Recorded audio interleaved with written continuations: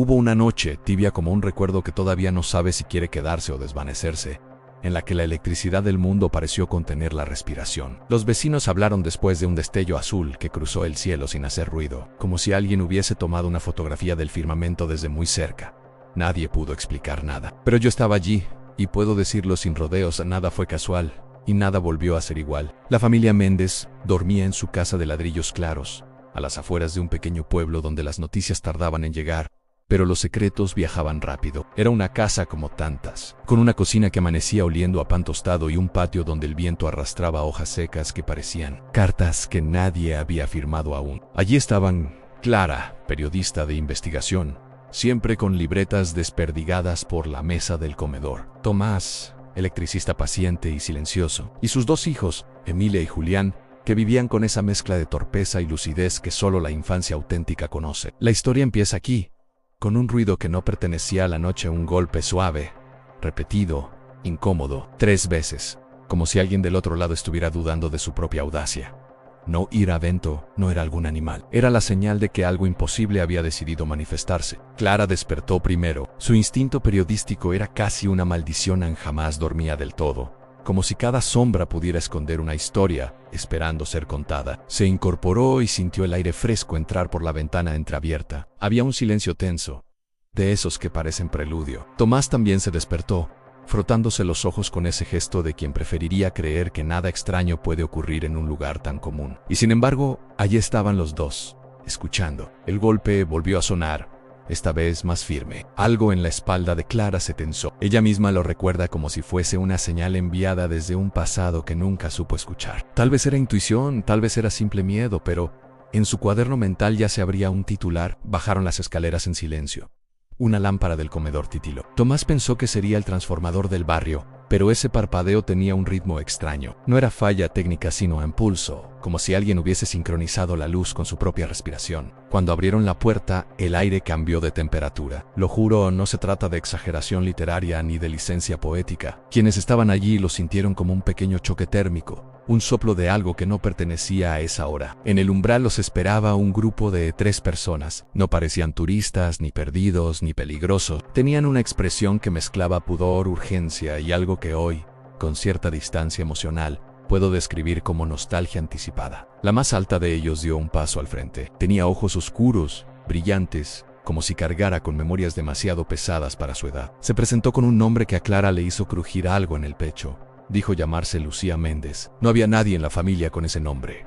No hasta ese momento. No todavía. Tomás arrugó el ceño y soltó una risa corta, incrédula. Clara no río. Clara reconoció en esa voz un eco, una cadencia que había escuchado antes, aunque no sabía en quién. Y entonces la mujer, o muchacha o algo entre ambas, añadió una frase que rompió el mundo en 2 mitades. Somos sus descendientes. Venimos de un tiempo muy lejano y debemos hablar con ustedes.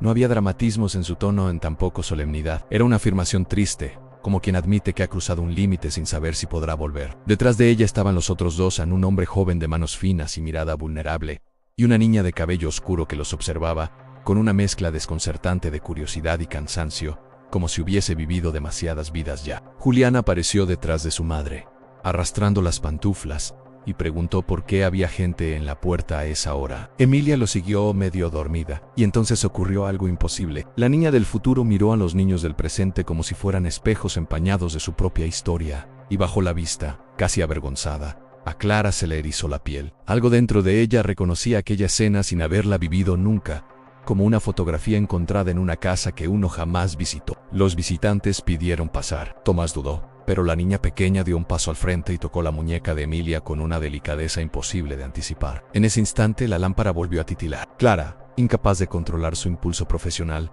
pensó que aquello no era magia, era tecnología, o física, o alguna ciencia futura que sus libretas actuales jamás podrían explicar.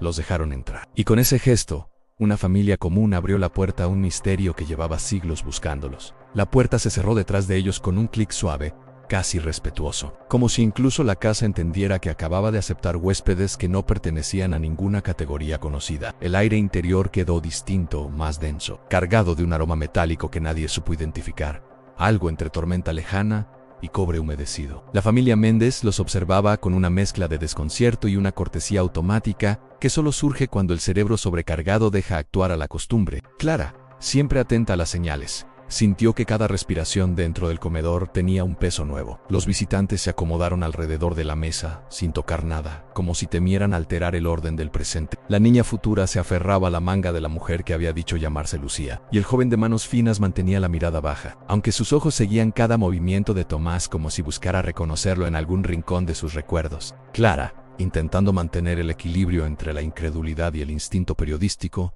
preguntó quiénes eran exactamente. La respuesta llegó sin rodeos, con ese tono firme y triste de quien ha contado la misma verdad muchas veces, y aún así, duele cada repetición. Entre ellos estaban una descendiente directa de Emilia, otro de Julien, y la niña pertenecía a una línea más lejana, un lazo que aún no había nacido en esa casa, y sin embargo, ya dependía de ella. Tomás se llevó una mano a la frente. No era hombre de fantasías ni de teorías extravagantes. Su vida era cables, herramientas, fusibles, cosas que respondían o se rompían pero jamás se presentaban diciendo provenir de siglos después. Y aún así, algo en las miradas de aquellos jóvenes se le clavó como un alfiler de reconocimiento imposible. Clara quiso saber por qué habían venido. Podría haberse esperado alguna excusa poética, algún mensaje críptico traído desde un futuro ruinoso, pero la verdad fue mucho más humana, más frágil. Dijeron que había un riesgo que amenazaba su existencia, no solo la física, sino la misma continuidad de su linaje. Algo que había ocurrido en un punto aún cercano del presente. Un evento pequeño que desencadenaría una cadena de pérdidas invisibles. No hablaron de catástrofes épicas, ni de guerras devastadoras. Hablaron de decisiones, de silencios, de esos desvíos mínimos que cambian a una familia durante generaciones. La niña del futuro levantó los ojos y observó a Emilia. Era como si viera una constelación entera dentro de un rostro que todavía no sabía en quién iba a convertirse. Cuando la futura descendiente habló, su voz era tan suave que obligó a todos a inclinarse hacia adelante. Dijo que la historia de los Méndez tenía un punto ciego, un nudo que debía desatarse antes de que fuera demasiado tarde, pero no podían revelar detalles concretos. Las reglas de su viaje se lo impedían. Podían avisar, pero no podían dictar. Clara, a pesar del desconcierto, tomó notas mentales. Cada palabra, cada gesto, cada silencio. Si aquello era un fraude, era el más elaborado que jamás hubiese visto. YC era real. Entonces su vida estaba dejando de ser observadora para convertirse en protagonista de un relato inconcebible. Tomás preguntó cómo habían llegado hasta allí. La respuesta fue un pequeño terremoto emocional. Hablaron de un dispositivo del tamaño de un amuleto. Un objeto que no mostraron del todo, pero que emitía un pulso lumínico a su lado. Funcionaba, según dijeron, utilizando patrones cuánticos de memoria familiar. No podía enviarlos a cualquier parte, solo a lugares donde hubiese resonancia con su origen. Así fue como encontraron esa casa, esa noche precisa, ese instante que parecía escrito en una página invisible. El joven descendiente de Julián añadió algo más.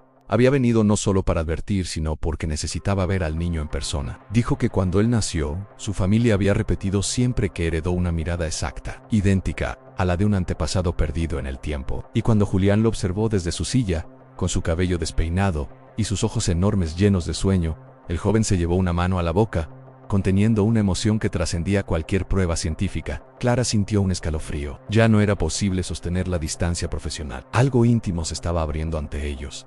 Algo que tenía que ver con la identidad, con lo que dejamos atrás sin saberlo y con quienes nos recordarán cuando ya no estemos. Y entonces, justo cuando la tensión parecía apretar todas las paredes, la niña futura preguntó con naturalidad si podían ver el patio, como si aquello fuese una visita de domingo y no un encuentro entre siglos. El patio de los Méndez era sencillo, casi tímido, un limonero inclinado hacia la luz, un banco de madera desgastado por incontables veranos, y un cuadrado de pasto que sobrevivía con dignidad, a pesar del viento que soplaba desde el campo abierto. Pero esa madrugada tenía un brillo diferente, como si hubiera estado esperando ser escenario de algo que llevaba muchísimo tiempo escrito en silencio. La niña futura caminó hacia la puerta corrediza con una familiaridad inquietante. Tocó el vidrio con la punta de los dedos, como quien saluda a un lugar que conoce desde otra vida. Emilia la siguió, un paso por detrás, sin miedo, con esa intuición infantil que reconoce lo extraordinario sin necesidad de entenderlo. Clara los observó y sintió una punzada en el abdomen.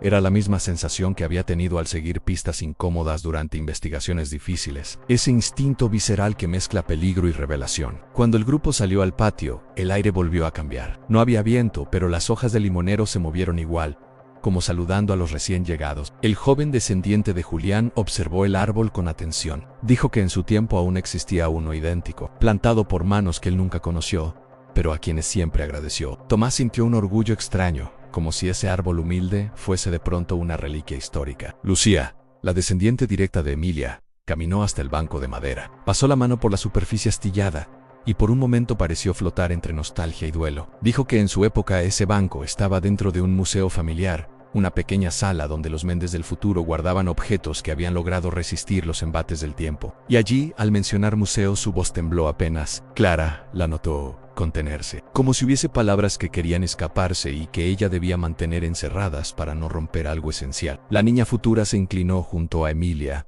y, sin previo aviso, reunió un puñado de tierra entre las palmas. Mientras lo hacía, las luces de la casa titilaron otra vez, esta vez de forma más suave, como un murmullo eléctrico. Emilia rió, sorprendida por la textura fría del suelo, y la niña futura, con un gesto lento, abrió la mano y dejó caer la tierra como si soltara un secreto. Dijo que ese lugar era un punto de origen, un nudo de memoria, que no todas las casas tienen esa cualidad, solo aquellas donde algo decisivo acontece sin que los habitantes lo sepan todavía. Clara sintió un estremecimiento. No era un presagio oscuro, sino una especie de señal luminosa que ella intuía, pero aún no comprendía. Tomás quiso saber qué buscaban exactamente en ese patio.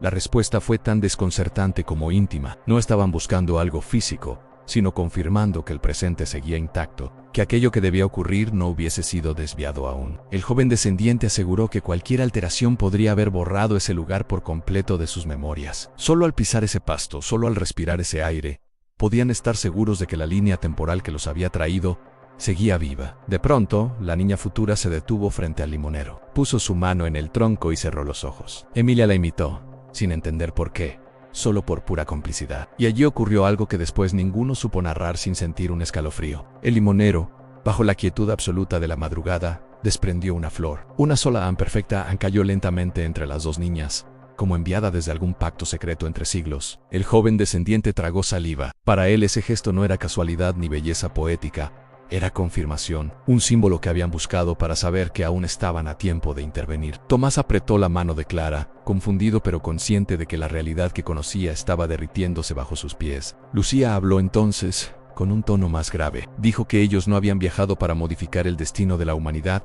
ni para revelar avances tecnológicos. Habían venido por algo mucho más simple y a la vez infinitamente más delicado. Tenían la misión de ayudar a que una verdad no se perdiera. Una verdad que si se ocultaba, terminaría rompiendo un lazo que sus descendientes pagarían por generaciones. Clara sintió su corazón acelerarse.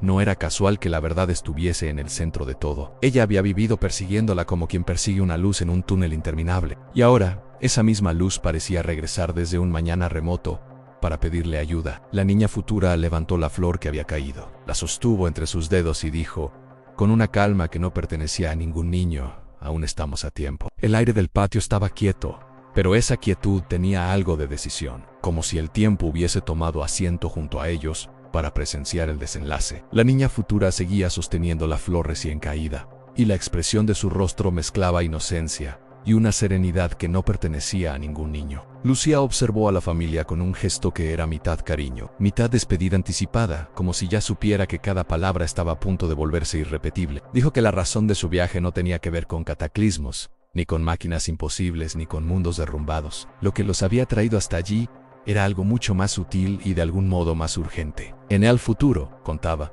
la familia Méndez arrastraba una fisura de origen casi invisible, un silencio que nunca fue hablado del todo, un gesto que había quedado sin explicación, una verdad que debió compartirse cuando todavía era pequeña, antes de que creciera hasta convertirse en distancia. No revelaron el contenido de ese silencio. No podían, pero sí dijeron que aquella fisura había marcado a generaciones. Había moldeado decisiones, relaciones, caminos que se torcieron apenas un poco, pero lo suficiente como para dejar cicatrices profundas. Habían regresado no para enmendar un error gigante, sino para recordarles algo sencillo y decisivo en las cosas importantes. Nunca deben guardarse para después. Tomás sintió el impacto como un roce de hielo en la columna. No necesitó ejemplos concretos para entender. Bastó mirar a Clara y ver en sus ojos la misma inquietud. Ambos llevaban tiempo esquivando ciertas conversaciones, esas que incomodan, pero también liberan. No era mala intención, solo esa fragilidad humana que hace postergar lo esencial por miedo a romper algo. El joven descendiente de Julián se inclinó hacia su versión presente, el niño somnoliento que miraba todo con fascinación. Dijo que aquel niño crecería con una sensibilidad que podía ser brújula o carga, según cómo se la acompañara. Fue una frase sencilla, pero en ella Tomás sintió reflejado un temor que había escondido durante años, uno que jamás había pronunciado en voz alta. La luz empezó a temblar alrededor de los visitantes. No era la luz del amanecer, aunque el cielo insinuaba su llegada. Era el pulso del dispositivo que los había traído. Lucía se acercó al limonero, lo tocó como quien toca un altar antiguo, y dijo que lo esencial ya estaba dicho, que el resto dependía de ellos, que cada futuro posible se sostiene, a fin de cuentas, en el valor de hablar antes de que el silencio lastime. La niña futura dejó caer la flor en las manos de Claran. Luego sonrió, una sonrisa breve pero capaz de atravesar cualquier siglo, y en un parpadeo la luz los envolvió y el patio recuperó su forma de siempre, sin testigos del tiempo viajando entre sus hojas. Clara cerró los dedos sobre la flor. El amanecer, ahora sí real, pintaba el limonero con un brillo limpio. Tomás respiró hondo, miró a su familia y dijo que quizá era el momento de empezar a decir esas cosas que siempre postergaban. Y allí, en la simpleza de esa decisión, comenzó un futuro distinto. Gracias por ver este video. Si te gustó esta historia, te invito a suscribirte y dejar tu like para más relatos que exploran el tiempo, la memoria y lo que elegimos construir juntos.